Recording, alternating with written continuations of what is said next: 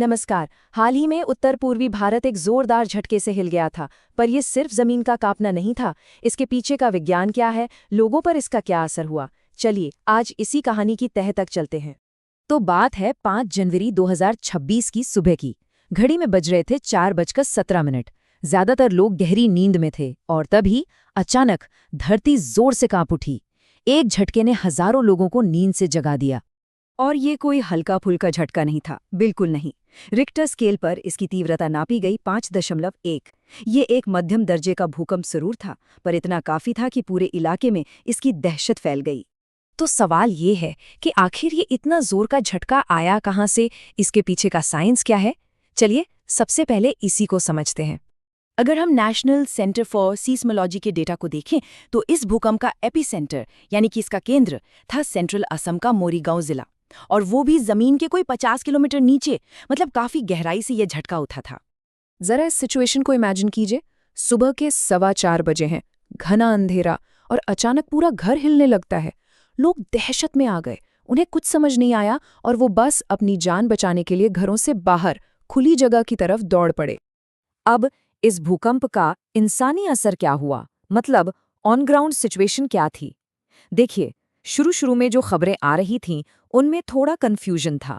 पहले तो लगा कि शायद कोई जख्मी नहीं हुआ है, जो कि एक राहत की बात थी। लेकिन बाद में ऑफिशियल सोर्सेज ने कंफर्म किया कि इस भगदड़ में अफरा तफरी में कम से कम 3 लोग घायल हो गए थे। इन्हें घायलों में से एक थी 80 साल की एक बुजुर्ग महिला, जयमोती देवरी। जब सब लोग बाहर भाग रहे थे, उनके सिर में काफी गहरी चोट आई।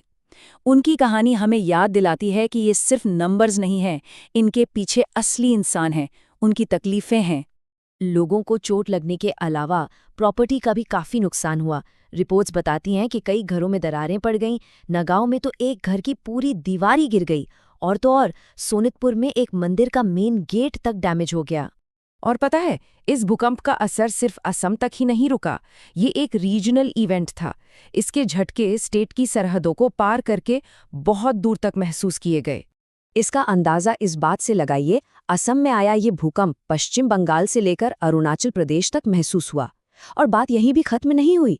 इसके झटके पड़ोसी देशों जैसे भूटान, बांग्लादेश और यहाँ तक कि चीन और नेपाल के भी कुछ हिस्सों तक पहुंचे। मतलब एक झटके ने लाखों लोगों को हिला दिया। तो अब आते हैं सबसे बड़े सवाल पर। आखिर ये पूरा इलाका, ये नॉर्थ ईस्ट रीजन, भूकंप को लेकर इतना सेंसिटिव क्यों है? इन झटकों के पीछे का असली साइंस क्या है? साइंस की भाषा में नॉर्थ ईस्ट इंडिया को हाई सिस्मिक जोन माना जाता है। अच्छा, इसका सीधा सा मतलब ये है कि ये एक ऐसा एरिया है जहां बड़े, तबाही मचाने वाले भूकंप आने का खतरा हमेशा बहुत ज्यादा रहता है। पर क्यों? इसका जवाब ना हमारे पैरों के बहुत बहुत नीचे छिपा है। ऐसे सोचिए कि जमीन के नीचे 2 बहुत बड़ी बड़ी प्लेट्स हैं, एक इंडियन प्लेट और दूसरी यूरेशियन प्लेट। और ये इंडियन प्लेट लगातार हर साल थोड़ा थोड़ा यूरेशियन प्लेट की तरफ सरक रही है और उससे टकरा रही है। अब ये टक्कर इतनी स्लो होती है कि हमें महसूस नहीं होती, लेकिन इससे जमीन के नीचे जबरदस्त स्ट्रेस यानी तनाव पैदा होता है। और जब यही तनाव अचानक से रिलीज होता है तो पूरी धरती कांप उठती है। और ये कोई नई कहानी नहीं है। इस इलाके का इतिहास भूकंपों से भरा पड़ा है। 1897 में यहाँ 8.0 से भी ज्यादा मैग्नीट्यूड का एक भयानक भूकंप आया था, जिसने सब कुछ तबाह कर दिया था। फिर पिछले साल सितंबर 2025 में भी 5.8 मैग्नीट्यूड का झटका लगा। तो ये जो अभी 5.1 मैग्नीट्यूड का भूकंप आया है, ये उसी सिलसिले की एक और कड़ी है, एक रिमाइंडर है कि यहाँ खतरा हमेशा बना रहता है। तो ये सारी बातें हमें एक बहुत ही अहम सवाल पर लाकर खड़ा करती हैं।